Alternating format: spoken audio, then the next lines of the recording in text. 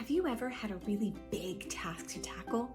Maybe it was an important test, or mom and dad asked you to clean your entire room.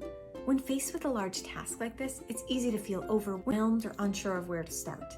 But people with a growth mindset know that when you have a big job, it's best to start small. First, break down your large task into smaller pieces. Ask yourself, what small steps will help me reach my goal?